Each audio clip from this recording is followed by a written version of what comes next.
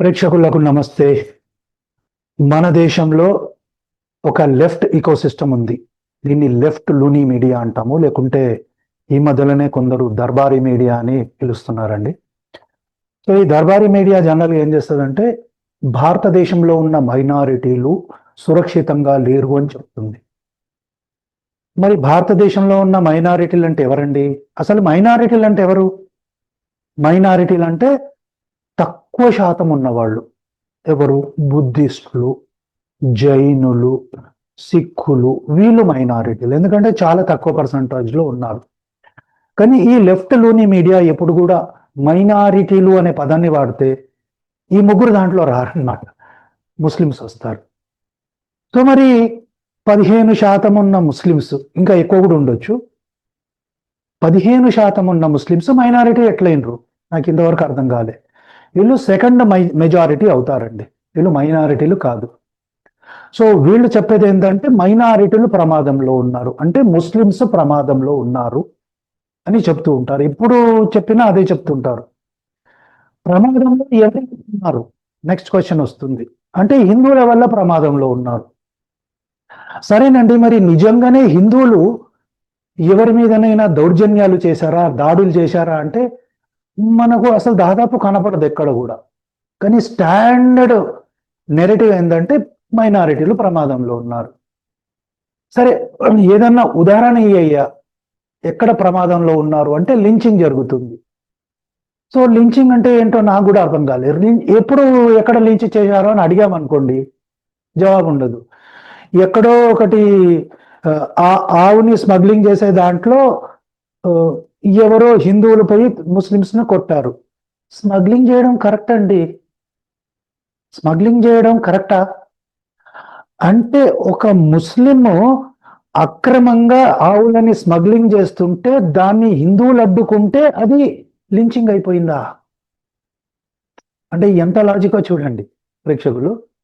అసలు వీళ్ళు చెప్పే కాకమ్మ బుల్షిట్ స్టోరీలు ఎలా ఉంటాయంటే, స్మగ్లింగ్ చేయడమే తప్పు, ఆ తప్పు చేసినోడిని ఆపినందుకు హిందువులు దుర్మార్గులు అవుతారు.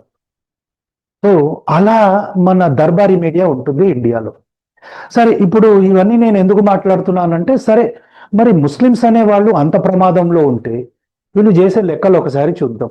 పోతే అందరు ముస్లిమ్స్ చేస్తున్నారని నేను చెప్పను, కొన్ని జరుగుతున్న సంఘటనలను చెప్తున్నాను, నేను స్పెసిఫిక్గా చెప్తున్నాను.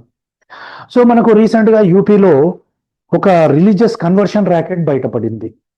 దీనికి మాస్టర్ మైండ్ ఎవరురా అంటే చెంగూర్ బాబా. ఈయనని ఎవరు అరెస్ట్ చేశారంటే Uttar Pradesh anti terrorism squad arrest చేసింది.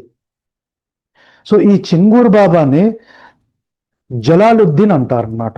సో ఈ క్యాండిడేట్ ఏం చేస్తున్నాడంటే హిందూ అమ్మాయిలని ట్రాప్ చేసి వాళ్ళని కన్వర్ట్ చేసిన వాళ్ళకి ప్రైజ్ మనీ ఇస్తున్నాడు. ఇది 100 కోట్ల ర్యాకెట్ అన్నమాట. ఈ 100 కోట్లు మరి క్యాండిడేట్కి ఎక్కడి నుంచి వస్తున్నాయి అంటే వేరే దేశాల నుంచి ఆయిల్ మనీ ఇవన్నీ వస్తున్నాయండి. సో దీన్ని తీసుకొని వీడు కొందరి ముస్లిమ్స్ యువకులను తయారు చేసి రేట్లు కూడా ఫిక్స్ చేశారండి వీళ్ళు. అంటే బ్రాహ్మిను, లేకుంటే సిక్కులు, క్షత్రియ ఇలాంటి అమ్మాయిని ట్రాప్ చేస్తే దాదాపు ఒక 15 లక్షలు. ఇక ఎస్సీ బీసీ వీళ్ళను ట్రాప్ చేస్తే ఒక 12 నుంచి 10 లక్షలు. ఇది రేట్ ఫిక్స్. ఈ డబ్బులు అమ్మాయికి ఇవ్వరు, ఎవడైతే కుర్రాడు ట్రాప్ చేశాడో వాడికి ఇస్తారన్నమాట. అర్థమవుతుందండి? ఈ అమౌంట్ అమ్మాయికి ఇవ్వరు. ఎవడైతే ముస్లిం కుర్రాడు ఈ అమ్మాయిలను ట్రాప్ చేసి వాళ్ళని పెళ్లి చేసుకొని కన్వర్ట్ చేశాడో, మత మార్పిడి చేసి, మళ్ళీ వీడు అక్కడ ఆగడులేండి. ఒక అమ్మాయిని ట్రాప్ చేసి కన్వర్ట్ చేసేసి కొద్ది రోజులు ఉంటాడు, మళ్ళీ పోయి ఇంకో అమ్మాయి వెంట పడతాడు. సో ఇదే పని వీళ్ళకి. సో అలా రేట్ కార్డు కూడా ఫిక్స్ చేశారు. సో ఇలా నడుస్తుంది. ఇక వీడిని పట్టుకున్నారు, మొత్తానికి దొరికాడు వీడు. ఇక యోగి, ఇది జరిగింది యూపీలో, ఉత్తరప్రదేశ్లో. కాబట్టి యోగి ఆదిత్యనాథ్ గారు ఏం చేశారంటే, వీడు కట్టుకున్న ఒక మస్జిద్ కూడా ఉంది, మస్జిద్ ఏదో ప్లేస్ ఉంది, అది కూడా అక్రమం ల్యాండ్లో కట్టారు. దాని మీద కూడా ఆల్రెడీ హైకోర్టులో నోటీస్ ఇచ్చింది. సో మొత్తానికి ఏంటంటే ఇక యోగి బాబా ఏం చేస్తారు, బుల్డోజర్ తీసుకొని అక్కడికి వెళ్ళారు, కూల్చారు. కూలుస్తుంటే అప్పుడు జనాలు అన్యాయం జరిగిపోతుంది ముస్లింలకి అంటాడు. నేను ఒకటే అడుగుతాను ప్రేక్షకులు, ఇదే పని ఒక హిందూ చేశాడు. ఒక హిందూ కుర్రాడు ఏం చేశాడంటే ముస్లిం పేరు పెట్టుకొని ముస్లిం అమ్మాయిలను ట్రాప్ చేసి హిందూయిజానికి కన్వర్ట్ చేసినందుకు ఒక 10 లక్షలు హిందూ సంస్థలు ఇస్తున్నాయి. అనుకుందాం, ఇది జరగట్లేదు అనుకుందాం. ఇలా జరిగితే ఈ లెఫ్ట్లోని మీడియా ఏం చేస్తుంది? భూమి ఆకాశాలు ఒకటైపోతాయండి. భూమి ఆకాశాలు మొత్తం ఒకటైపోతాయి. అసలు ముస్లింలకు ప్రొటెక్షన్ లేదు, వాళ్ళు భయంతో బతుకుతున్నారు అని న్యూయార్క్ టైమ్స్, వాషింగ్టన్ పోస్ట్ నుంచి గల్లీలో ఉండే మీడియా వరకు గోల పెడతారు. కానీ ఇక్కడ ప్రాబ్లం అంతా ఏంటంటే ఈ చెంగూరు బాబా ముస్లిం, ఇక్కడ కన్వర్షన్ జరుగుతుంది హిందూ అమ్మాయిలది. లెఫ్ట్లోని మీడియా మొత్తం ప్లాస్టర్ వేసుకొని కూర్చుందండి, అసలు మాట్లాడట్లా.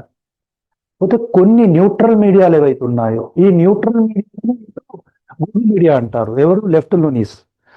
సో ఈ గోధి మీడియాలు గబ్బులు పెడుతున్నాయి, ముస్లింలను బద్నాం చేస్తున్నాయి. ముస్లింలను ఎవడు బద్నాం చేస్తున్నాడు? మీరే బద్నాం అవుతున్నారు కదా. ఇప్పుడు మీరు ఈ కన్వర్షన్ చేయకుంటే మిమ్మల్ని ఎవడు బద్నాం చేస్తాడు? బద్నాం మీరు అవుతున్నారు కదా, అది మీరు చూసుకోవాలి. సో మొత్తానికి చెంగూరు బాబాను అరెస్ట్ చేశారు, బుల్డోజర్ పెట్టి కూల్చారు. 106 కోట్ల ఫండ్స్ దొరికింది, 40 అకౌంట్లు ఉన్నాయి as per NDTV media. So మొత్తానికి ఈ ట్రాప్లో పడిన అనేక అమ్మాయిలు కూడా ముందుకొచ్చి వీళ్ళు ఎలా ట్రాప్ చేయబడ్డారో, వీళ్ళ మీద ఎలాంటి ఫోర్సెస్ చేస్తున్నారు. సో ముస్లిం అబ్బాయిలు హిందూ పేర్లు పెట్టుకొని హిందూ అమ్మాయిలను ట్రాప్ చేసినప్పుడు, పెళ్లికి వెళ్ళినప్పుడు అప్పుడు వీళ్ళ నిజ స్వరూపం అంతా బయటపడుతుంది కదా. వీడు హిందూ కాదు, వీడు ముస్లిం అబ్బాయి, అంటే నాటకాలు వేస్తున్నాడు అని బయటపడినప్పుడు వాళ్ళు మ్యారేజ్ వద్దప్పుడు అంతకుముందే వీళ్ళు ప్లాన్గా చేస్తారండి. ట్రాప్ చేసి వాళ్ళతో సెక్స్ చేయడము అవన్నీ చేసి వీడియోలు తీసి ఫోటోలు తీసి బ్లాక్మెయిల్ చేస్తారు. ఇక అంటే ఏమంటారు, ప్రపంచంలోనే ఇంత గొప్ప శాంతిని నేర్పించదండి ఏ మతం కూడా, అంత శాంతిని వీళ్ళు నేర్పిస్తారు. సో ఇలా బ్లాక్మెయిల్ చేస్తారు. సో అమ్మాయిలంతా బయటికి వచ్చి ఈ ర్యాకెట్ మీడియాని ఎక్స్పోజ్ చేశారు వీళ్ళంతా. సో వీడిని అరెస్ట్ చేశారు, వాడి ప్రాపర్టీలంతా కూల్చారు. సో లూని మీడియాని అడుగుతున్నాను నేను, ఇలాంటి వాళ్ళని ఏం చేయాలండి? రోడ్డు మధ్యలో పెట్టి ఉరి తీసేద్దామా? ఉరి తీసేస్తే అయిపోతుంది కదా.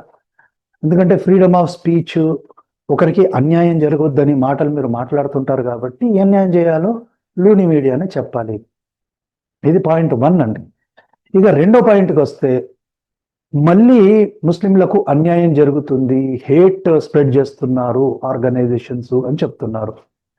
ఫేక్ మీడియా అంటే ఫేక్ ప్రపగండా చేస్తున్నారు అని ఇంకో వార్త బయలుదేరింది. అదేందో అది కూడా నేనే చెప్తాను. ఉదయ్పూర్ ఫైల్స్ అనే ఒక మూవీ వచ్చిందండి.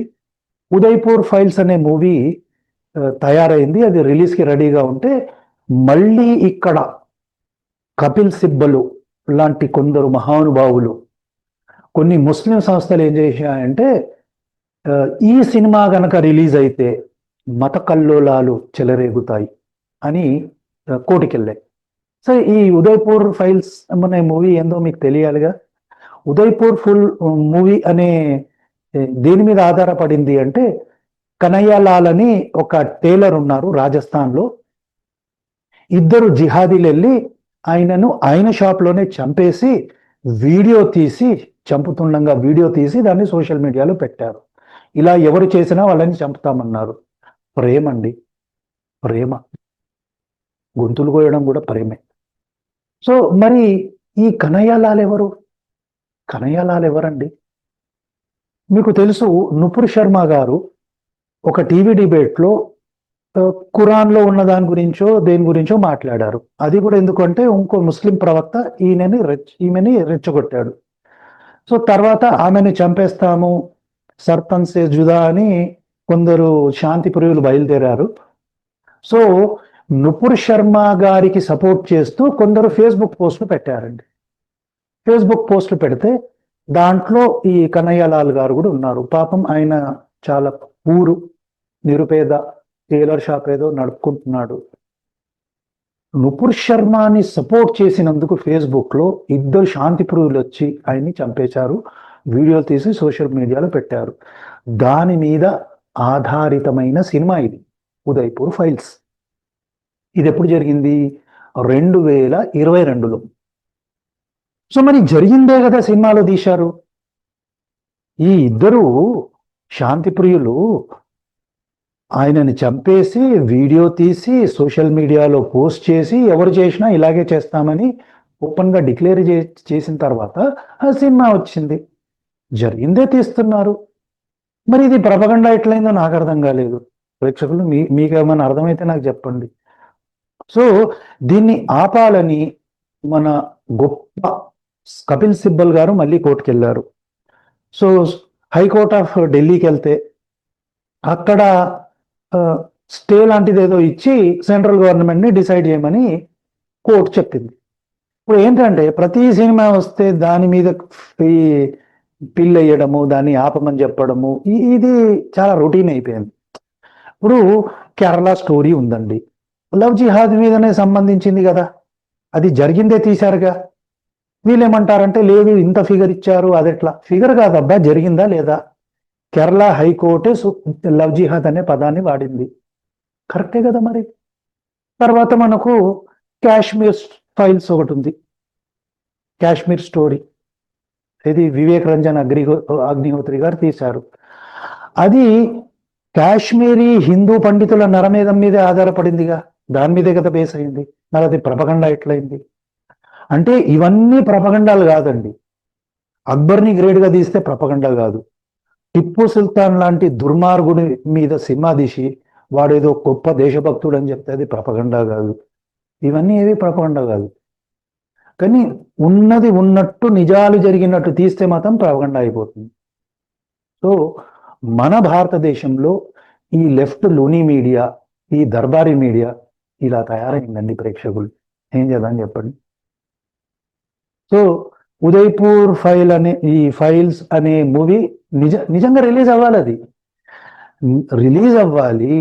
ఈ ఇద్దరు దుర్మార్గులు ఎవరైతే ఆ కన్హయ్య లాల్ గారిని చంపారో వాళ్ళని రోడ్డు మీద ఉరి తీయాలండి. ఎందుకంటే అలాంటి ఉరి తీస్తే మళ్ళీ ఇలాంటి వాళ్ళు తయారు కారు, ఇలాంటి జిహాదీ మెంటాలిటీ ఉన్న వాళ్ళు తయారు కారు. మీరేమంటారు చెప్పండి ప్రేక్షకులు? వాళ్ళని ఉరి తీయాలా వద్దా? ఇలాంటిది జరుగుతుంది సమాజంలో. ప్రేమ పేరుతో, శాంతి మతం అనే పేరుతో ఇలాంటి దుర్మార్గాలు జరుగుతున్నాయని ప్రజలకి తెలియాలి కదా. ప్రజలకి తెలిస్తే వాళ్ళు ఇలాంటి శాంతి ప్రియులతో ఎలా ఉండాలో వారు డిసైడ్ చేసుకుంటారు. లేకుంటే మేము శాంతి ప్రియులమని ఒక పక్క చెప్తారు, మా మీద దుర్మార్గాలు జరుగుతున్నాయని ఒక పక్క చెప్తారు, ఇంకో పక్క రాళ్ళేస్తుంటారు, బాంబులు పెడుతుంటారు, గొంతులు వస్తుంటారు. ఇది తప్పండి, ఇలా జరగకూడదు. సో ప్రేక్షకులు ఈ రెండు విషయాలై మీరేం చెప్తారో కామెంట్ రూపంలో తెలియజేయండి. అలాగే మీకు ఈ వీడియో నచ్చితే తప్పనిసరిగా లైక్ చేయండి, 10 మందికి షేర్ చేయండి. అసలు భారతదేశంలో ఎవరు ప్రమాదంలో ఉన్నారు మీరు చెప్పండి. సో ప్రేక్షకులు మరో మంచి వీడియోతో మళ్ళీ వస్తాను. జై శ్రీరామ్.